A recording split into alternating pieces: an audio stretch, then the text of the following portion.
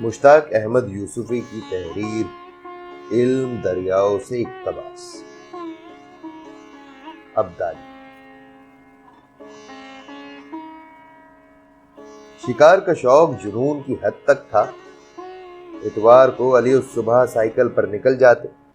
کہتے تو یہ تھے کہ کیرتھر اور منگو پیر کی پہاڑیوں میں بکرا آئے بیکس مارنے جاتا، لیکن کراچی سے 20 میل کے دائرے میں فاختہ تک نہیں چھوڑی تھی۔ آخر میں تو چیل کووں پر غصہ اتارنے لگے تھے۔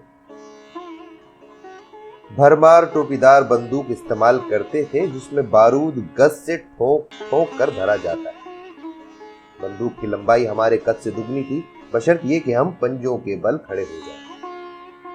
اس کی مکھی اتنی دور واقع تھی کہ ہمیں تو اینک کی مدد سے بھی نظر نہیں آتی تھی۔ ان کا دعویٰ تھا کہ اسی آلے سے ان کے پردادا نے احمد شاہ ابدالی کے ساتھ ہندوستان پر حملہ کیا تھا۔ اسی نسبت سے ہم اسے پیار میں ابدالی کہتے تھے۔ فرماتے تھے کہ عادت سی پڑ گئی ہے، اسے اپنے پہلو میں لٹا کر لب لبی پر انگلی رکھے دائیں کروٹ سوتا ہوں۔ ایک لمحے کو بھی انگلی الگ ہو جائے تو پٹ سے آنکھ کھل جاتی ہے۔ ان کی کیفیت ان ضدی بچوں کی سی تھی جو دودھ چھڑانے کے بعد چوسنی منہ میں لیے سو جاتے۔ ہم نے پوچھا، لب لبی پر انگلی رکھ کر سونے سے آپ کو ڈر نہیں لگتا؟ فرمایا، ولایتی بندوق تھوڑا ہی ہے، آپ ہی تو اس دن مزے لے کے بتا رہے تھے کہ مولانا شبلی نعمانی کی بندوق بھی ان کی طبیعت کی طرح نکلی، بلا ارادہ چل گئی۔ پر یہ بندوق آج کل کی کھٹکھنی بے کہی بندوقوں کی طرح نہیں جو چھیڑ چھاڑ سے ہی مشتعل ہو جاتی ہے۔ بے قصد و ارادہ یہ بھی بندوق کی نہ صحیح خان صاحب کی کسر نفسی تھی، ورنہ ہم نے تو یہی دیکھا کہ ارادہ اور کوشش سے بھی نہیں چلتی، ہمارے فکروں کی طرح رنجک چاٹ جاتی تھی۔ دال روٹی یعنی غلے سے غلہ کھانا۔ ناسازی طبع یا کسی اور مجبوری کے سبب اتوار کو شکار کھیلنے نہ جا سکیں تو سنیچر کو ظہر و مغرب کے درمیان قضا کھیلتے۔ اتوار کو شکار کے گوشت کا ناغہ ہو جائے تو صبح سے بولائے پھرتے۔ اس دن مرغے کے گلے پر اللہ کی بڑائی بیان کرتے۔ ایسا مرغا ہرگز نہیں کھاتے تھے جس نے پہلی اذان نہ دی ہو۔ مرغی کو چھوتے تک نہیں تھے۔ فرماتے تھے کہ غزنی خیل گاؤں میں بالغ مرغا زنانے میں گھس آئے تو عورتیں جھٹ برقع اوڑھ لیتی ہیں۔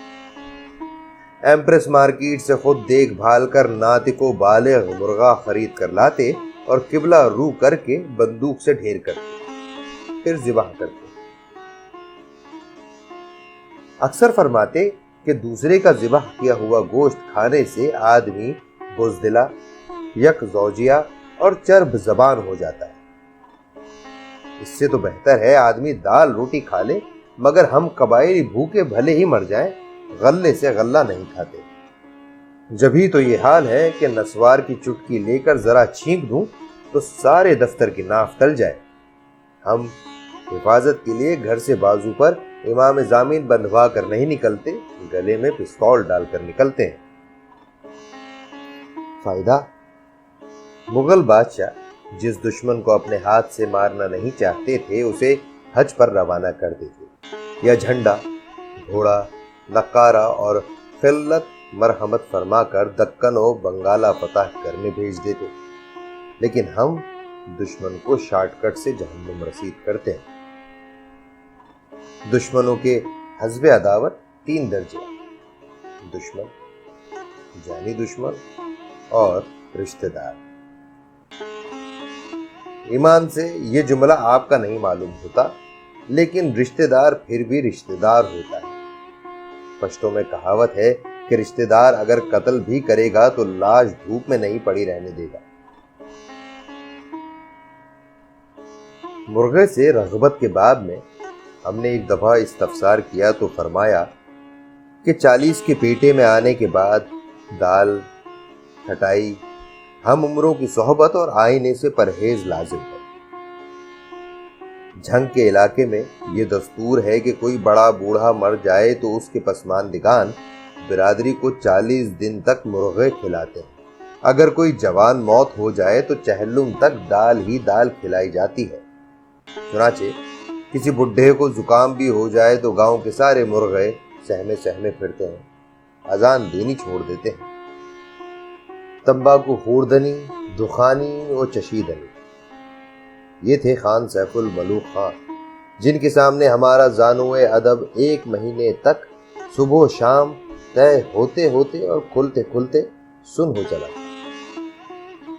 تمباکو پر اتھارٹی سمجھے جاتے تھے کہ تمباکو خیز و تمباکو بیس خطے سے تعلق کے علاوہ سگریٹ اور حقہ پیتے تھے، تمباکو کھاتے تھے، نسوار لیتے تھے، غرض کے شے مذکور کو ہر ممکن طریقے سے اپنے وجود میں داخل کرنے کا جتن کرتے رہتے تھے۔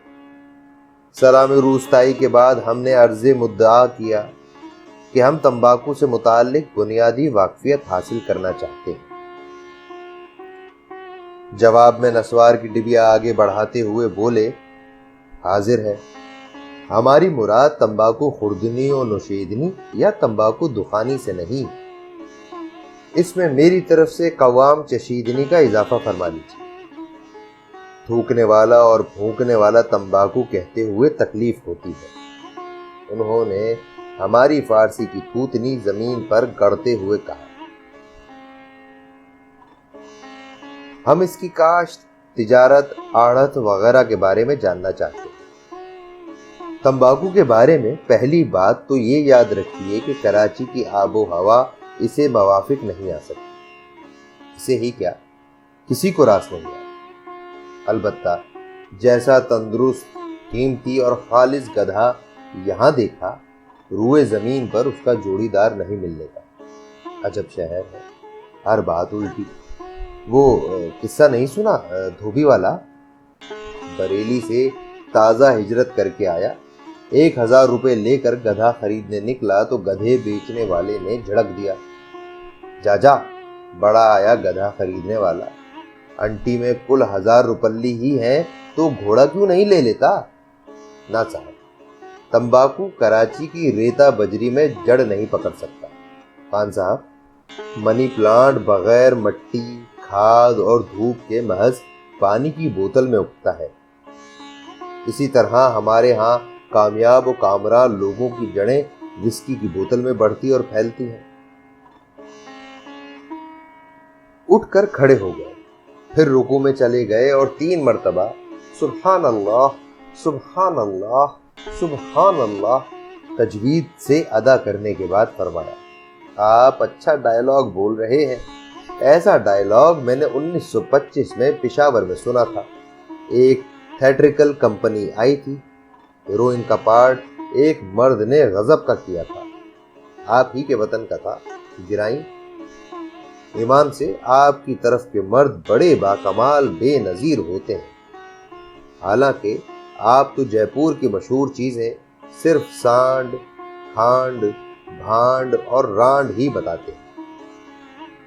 ہاں تو تمباکو کے ضمن میں دوسری بات یاد رکھنے کے لائق یہ ہے کہ بیوپار کے علاوہ یہ اور کسی مطلب کے لیے مفید نہیں۔ اسی لیے جہانگیر نے تمام قلم رو میں تمباکو نوشی قانوناً ممنوع کر دی تھی، جبکہ شراب نوشی کی پوری آزادی تھی، یعنی صرف شرعی ممانعت تھی۔ کچھ آب و ہوا کے بارے میں بھی ارشاد فرمائیے، فی ایکڑ پیداوار کیا ہوتی ہے؟ پہلے سوال کا جواب 8ویں جماعت کے جغرافیے میں ہے، میرے بیٹے کی کتاب میں لکھا ہے۔ تخمیر 3 سال سے اسی کلاس میں مانیٹر ہے۔ دوسرے سوال کا جواب 4 سدہ کا پٹواری دے گا۔ بڑا بھی بات ہے، ہم دونوں ایک ہی سکھ ماسٹر کے ہاتھوں سے برسوں پٹے۔ تخمیر خان صاحب کو جس پر غصہ یا پیار آتا اسے تخمیر کہتے تھے۔ یہ دراصل مخفف تھا تخم خنزیر کا، جو شدت اختصار اور اگلا دانت نہ ہونے کے سبب تخمیر بن گیا تھا۔ ظالم اور کافر بھی پیار دلار میں کہتے تھے۔ مثلاً کوئی مولوی بہت نیک، پابند صوم و صلات اور کٹر ہو تو کہتے کہ بہت کافر ملا ہے۔ تمباکو کا پودا کتنا بڑا ہوتا ہے؟ जितना आप समझ रहे हैं उससे काफी बड़ा। फ्रंटियर का सैर 105 तोले का होता है।